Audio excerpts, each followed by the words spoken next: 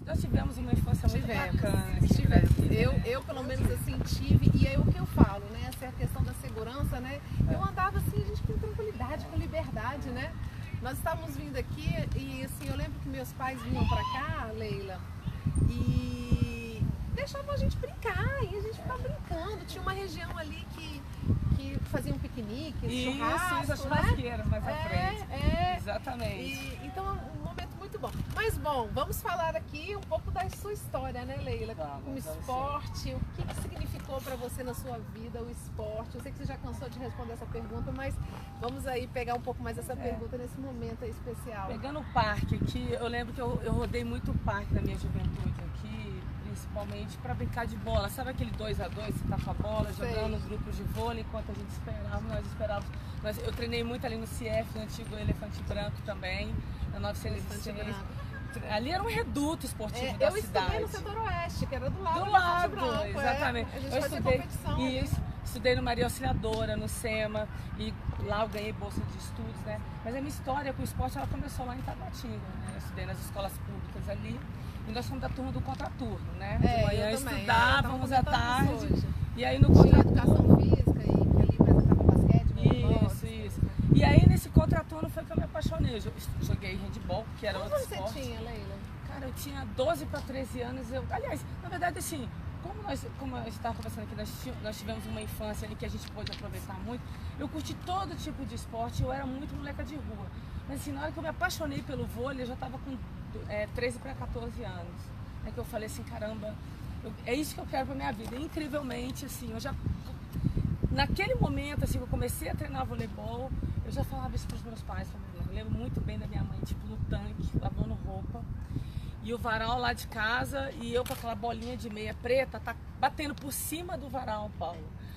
E atacava a bola por cima e falava assim, mãe, Leila do Brasil, mãe, se um dia você vai me ver jogando pelo Brasil.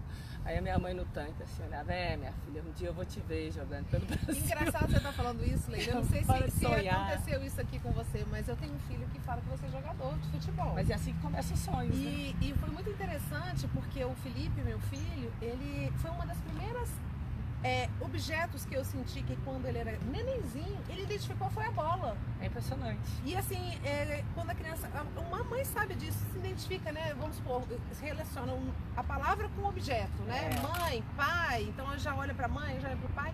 E a primeira identificação que ele teve foi com a bola. E hoje ele é apaixonado pela bola. E ele fala isso. Então assim, a gente acredita nesse sonho dele. Isso é tão importante, os pais observarem os seus filhos em relação a isso, né? E eu sou de uma geração desbravadora no esporte.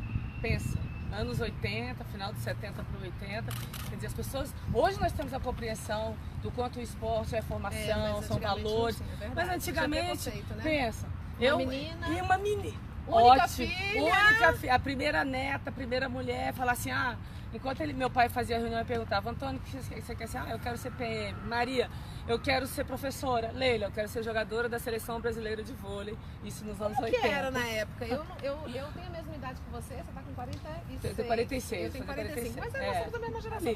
Como que era naquela época? Ainda tinha, hoje o vôlei ele realmente é o segundo esporte do Brasil. É consolidado. Mas naquela época não era. Não. Na verdade, eu sou, assim, a geração que foi divisora de águas, assim, no carinho do brasileiro e tudo, porque foi a primeira geração que ganhou medalha. Foi a primeira geração em que o brasileiro viu, nossa, existe mesmo vôlei feminino e o vôlei feminino do Brasil é forte. Foi aquela geração entre 96, 92 e 2000.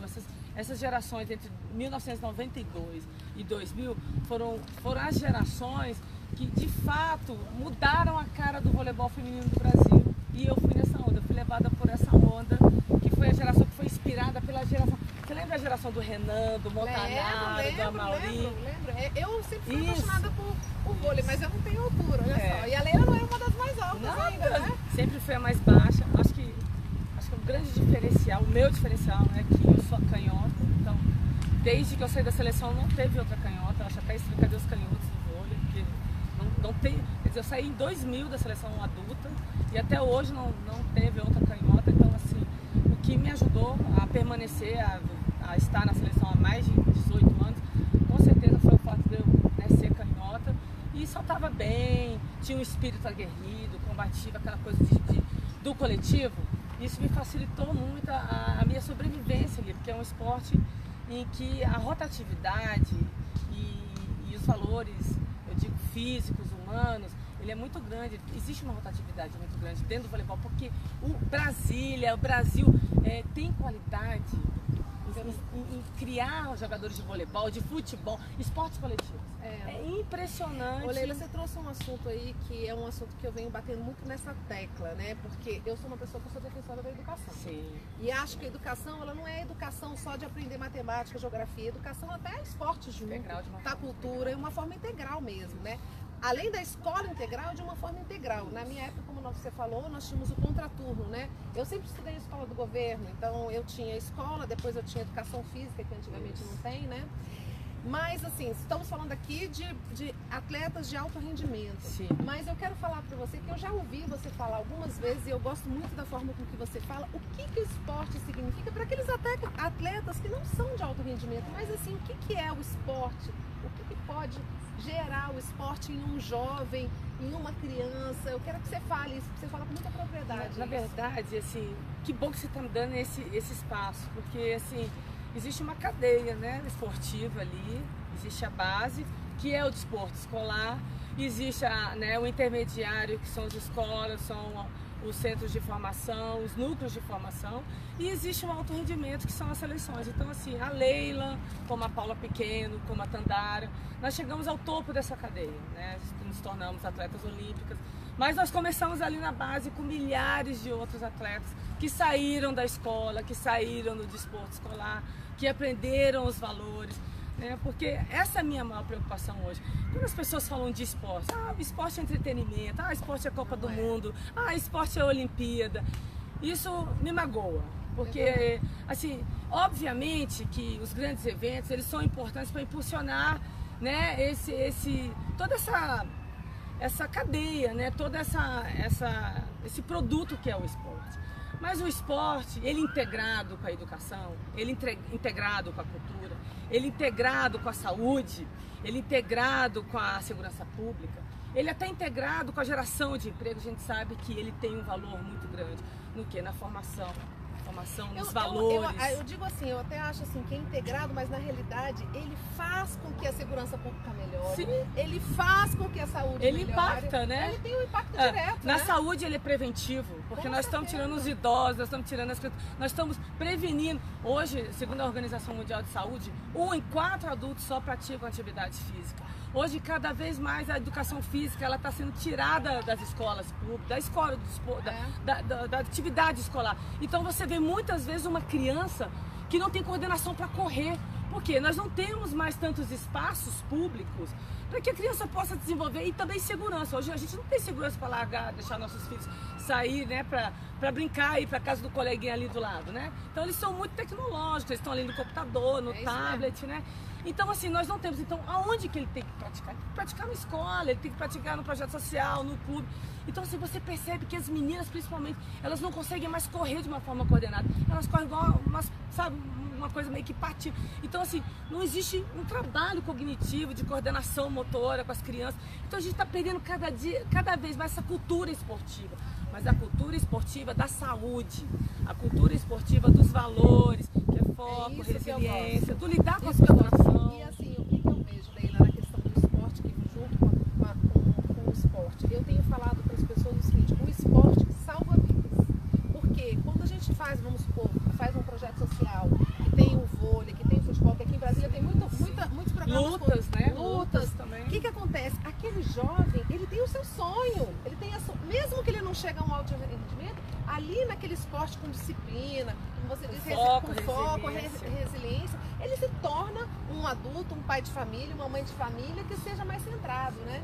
E hoje, infelizmente, nós temos aí muitos jovens, como você disse, né? Antigamente, nós tínhamos na escola aqui do Distrito Federal o esporte no contraturno. Hoje, eles colocam o esporte dentro do turno. Como que uma criança que saiu correndo vai depois aprender matemática? Fica uma coisa difícil, né? Hoje, eu acho que é inadmissível, por exemplo, você colocar a educação física entre uma aula de português e uma aula de geografia. Com certeza, não vai dar o seu máximo, não vai se interessar, entendeu? Então é muito sério. São os valores que trazem, né? A questão do esporte coletivo. O que é ser coletivo, né? O que que é trabalhar em equipe. Isso é uma coisa que a sociedade está clamando por isso em várias coisas, né? Eu tenho costume de falar o seguinte, Leila, esse senso da coletividade é algo que diminui até a corrupção.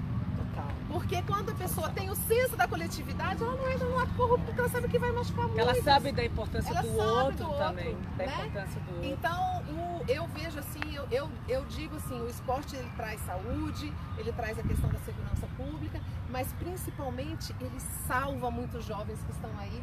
Ontem eu tive uma live também com o Paulo Vitor, que foi um maravilhoso goleiro do Fluminense, né? E ele falou uma coisa que eu achei muito legal. Ele falou, olha, antigamente, na minha época, ele é uma década mais velho que a gente. Então, na minha época, nós falávamos do jovem craque. Hoje a gente fala o jovem que usa crack. Então isso é uma situação muito séria que infelizmente nós temos e cada vez mais está presente na nossa sociedade e nós temos responsabilidade por isso. Sim, esse é o nosso maior compromisso. Na verdade, o fato de eu hoje estar engajada na vida pública, de eu estar na política, é justamente por acreditar que o esporte, sim, ele agrega, ele traz, ele é um dos pilares nessa formação, nessa recondução do jovem à sociedade, dessa inserção dele. Eu acredito nisso pelo nosso histórico, pelo meu histórico, pelas várias vidas, como você falou, que eu já vi o esporte salvar. E eu acho assim, como eu falei, ele integrado, ele unido, ele trabalhando em prol das nossas crianças, dos nossos jovens, eu tenho certeza que nós teremos no futuro, ou até presente, né, de forma presente, uma sociedade livre e mais feliz e saudável. E tem dois detalhes que você trouxe aqui que eu quero lembrar. Um é a questão do idoso. Eu fui num programa, Leila, que foi muito legal. O Zumba para idosos lá em Santa Maria. Pensa numa coisa legal, os idosos super felizes. E eles são os mais animados. São super animados. E quando a gente fala do esporte para o idoso, esses programas sociais que existem, porque nós temos hoje uma situação com o idoso muito, às vezes, abandonado e muitos idosos com depressão. Sim. E o esporte, ele mexe quimicamente dentro da gente, né? Que traz alegria e que traz uma vivacidade que não é só a questão do físico, é questão de química mesmo. Química mesmo, né? Endorfina, serotonina, né? Todo hormônio do bem, do prazer, ele estimula essa qualidade, né? Essa química dentro do organismo. E como você falou, essa questão do idoso, por exemplo, nós tivemos os programas dentro da Secretaria dos Centros Olímpicos. Lá nós atendíamos os idosos, né? Com hidroginástica, com ginástica orientada. E muitos desses idosos eram orientados, eles iam até as UPAs e os próprios médicos, né, indicavam, olha, o senhor não tem nada. Vá para o Centro Olímpico fazer alguma atividade.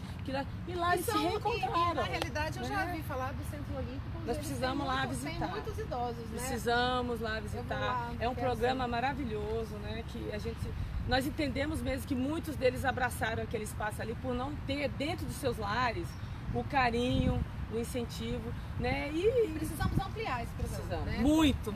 É um dos sonhos que eu tenho. E eu acho isso muito legal, sabe o que, Leila, que eu vejo também, nós estarmos aqui, né? Eu e a Leila somos pré-candidatas, né? Deputada estadual, deputada federal, mas o que eu acho muito legal é ter programas que sejam programas para a população, não sejam programas partidários. É isso aí. Né? A gente procurar programas que sejam programas, eu não tenho o menor problema de falar boas práticas para a população, que passe governo, que saia governo, mas que os programas continuem com esse incentivo, né?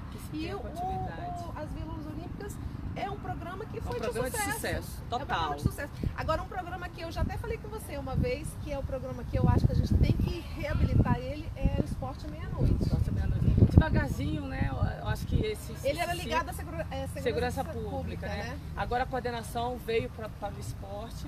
Está sendo trabalhada essa coordenação juntamente com a parceria com a segurança. A segurança não saiu, está junto agora essa parceria do esporte com a segurança. Né? Existem os espaços dos Centros Olímpicos que eu acho que tem que ser mais aproveitado dentro desse programa. E isso tudo está sendo estudado para justamente ser ampliado e trabalhado melhor.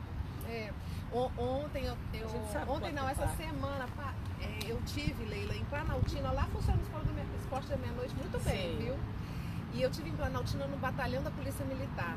E muito legal o que eles fazem lá. Eles têm um espaço imenso e eles trouxeram a sociedade, e aí eles têm escolinha de futebol, escolinha de karatê, até inglês e francês eles têm. Eles trouxeram a sociedade para dentro do batalhão militar, quer dizer, o PM fica mais próximo da sociedade.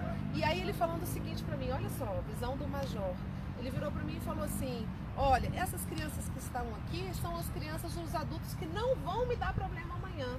Então o esporte, na realidade, ele é altamente ligado à segurança pública. E humaniza essa relação da PM com a própria comunidade, eu achei isso muito não é? legal. É muito porque legal. lá em Planaltina eles têm uma vila, me parece que é Vila Roriz com Vila Pombal. Isso mesmo. 80 jovens morreram por conta dessas Histórico, né? Na verdade é histórico. Hoje diz que esse trabalho está fazendo um trabalho com que estão se juntando, se unindo através do esporte. Olha que coisa bonita, né? Pois é, esporte e cultura em Planaltina é muito forte, né? E esse trabalho que é desenvolvido na PM, dentro do próprio Centro Olímpico lá, tem de certa forma impactado ali naquela juventude. E ó, o esporte trouxe o marido pra Leila, né? Pois é. Pois é. Em casa todo mundo é atleta, não tem jeito, né? Assim, todo mundo sabe que eu sou casada com o Emanuel, que é campeão olímpico do vôlei de praia. Hoje ele é diretor executivo dos esportes olímpicos do Fluminense. E aí a gente fica nessa ponte. Quem tá aí sem namorado, fazendo esporte, consegue um namorado ainda com saúde, né? Não, lá em casa todo mundo se cobra, todo mundo no pé. O seu filho gosta também, que você já Meu falou, filho, né? cara, é engraçado nessa coisa da genética, né? Tem DNA esportivo também. O Lucas tem 7 anos, tem quase 1,40 já. Calça 35, vai ter mais de 2 metros. De altura, O Emanuel tem 1,90, 1,92, eu tenho 1,80. Então ele vai realmente ser ele não tem como. Esses dias mesmo ele já tá sentindo aquela coisa do, né? Eu sou diferente, né? Ele chegou assim pra mim, mãe, por que nós somos tão altos aqui em casa, né? Ele deve estar sentindo assim, essa diferença já dentro da turma. Né? Eu falei, filho, assim, tem famílias e famílias. Algumas famílias são mais baixas, outras na média, e nós somos mais altos. Isso não tem problema não. O importante é que você tenha um coração desse tamanho, que você é um menino maravilhoso. E a gente vai levando, né? Mas ele sente já que vai ser grandão. Ele já tá, tipo assim, o segundo da turma tá quase no ombro dele. Mas a família é essa daí. A gente tá preparando para uma geração de 2032, quem sabe uma Olimpíada lá. E a mãe babando, gente, eu babo. Mas é toda mãe, né? É a melhor toda coisa mãe. do mundo. Eu tenho falado o seguinte, qual é a mãe que não quer ver o seu filho tendo esperança, tendo uma condição de vida melhor? Né? Então, quando a gente fala de esporte, a gente também tem que lembrar da cultura, né? Que tem muitos projetos culturais, de dança, de música, que fazem com que esses jovens saiam da criminalidade. E eu acredito que seja essa nossa grande bandeira, né? Trazer esse social, essa vida e essa esperança para esses nossas crianças, nossos jovens. Leila, me conta mais alguma coisa. Me conta alguma coisa que talvez a quem esteja escutando não saiba ainda pela imprensa aí. Conta uma história sua interessante, né, nas Olimpíadas, o que você tem? Não, assim, o que as pessoas sempre comentam assim comigo, né? É engraçado, né? Eu sou de uma geração que já passou, vieram as meninas que foram bicampeãs, mas a nossa geração foi muito emblemática, né? Principalmente com os episódios de briga com Cuba, né? Que era Cuba-Brasil, Brasil eu lembro dessas brigas. Engraçado que até hoje eu não gosto de Cuba, assim, quando elas vão jogar por conta disso, porque elas eram grosseiras, né? Elas se xingavam, é uma coisa da rivalidade. Aí que eu te falo que é uma coisa que é interessante que o esporte te dá, que é o autocontrole. Né? Eu lembro que elas passavam na rede, elas xingavam, tinha uma que cuspiu até, uma coisa assim, não teve isso? Teve. Eu lembro. Aí você não tem aquele, você procura ter um autocontrole, mas chega uma hora que você levar uma cusparada na cara, não dá pra você ter autocontrole, né? Numa situação dessa. Então nós tivemos alguns episódios engraçados, assim, com relação à equipe de Cuba, cara, mas que é impressionante, que até hoje as pessoas chegam pra mim, eu falei daqui a pouco 50 anos, as pessoas, Leila, mas o que era Cuba, né? Eu falei, pois é, né? Como que aquele episódio, uma situação daquela marcou, né? São quase 20 anos e as pessoas, o brasileiro, de uma forma geral, e isso que é bacana em Brasília, no Brasil, a gente foca em tantos problemas e a gente percebe o quanto que o brasileiro curte esporte, gosta de esporte, acompanha tudo que é tipo de seleção, seja de futebol, seja de voleibol. Assim, o brasileiro tem aquela coisa do patriotismo. Às vezes a gente fica naquela coisa assim, joguei a toalha, não quero mais saber de política, não quero saber de político. Né? Não podemos fazer isso. Essa aqui é a nossa terra, essa aqui é a terra dos nossos filhos. Eu aprendi isso muito com o esporte. E quando eu representava o Brasil, o mundo afora, quando eu vestia aquela camisa, era um senso de pertencimento tão grande que a gente não pode esquecer que nessa terra tudo que planta dá. Aqui não tem tsunami, não tem maremoto, não tem nada. Isso, que as pessoas, quando a gente fala assim da Inglaterra, dos Estados Unidos, as pessoas pensam em riqueza, mas nós somos primeiro que nós temos um povo assim altamente criativo. Muito. Porque o brasileiro é criativo. Né? A diversidade nossa. Um povo altamente alegre, né? Com amor, um calor humano. E uma terra, como você disse, tudo que planta dá. Nós né? temos então, que cuidar dessa terra. Temos que cuidar e com responsabilidade. Eu estava só querendo trazer um outro assunto em relação ao esporte rapidamente, que você falou e eu acabei não comentando, que existem países que essa questão do esporte é tão importante que se ganha bolsa de estudo para se estudar na faculdade por conta do esporte. Então se incentiva desde pequeno, os pais incentivam seus filhos a estudarem esporte para conseguir um estudo de qualidade. Né? E hoje, infelizmente, nós não estamos dando essa importância. Então, como disse a Leila aqui, é um momento sério que nós estamos passando no Brasil, em Brasília.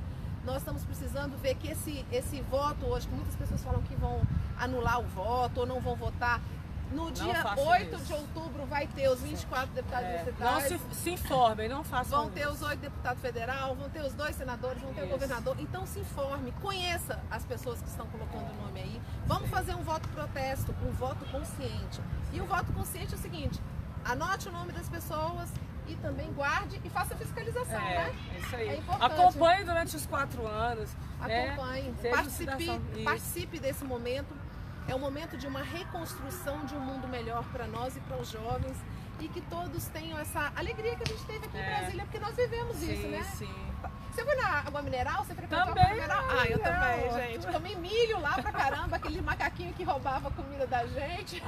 Aqui tudo. Aqui essa tem terra é muito lugar. Muito. Bonito. Brasília é maravilhosa. Gente, uma boa tarde. Que Deus abençoe a cada um de vocês. Beijo. Grata, Leila. Valeu.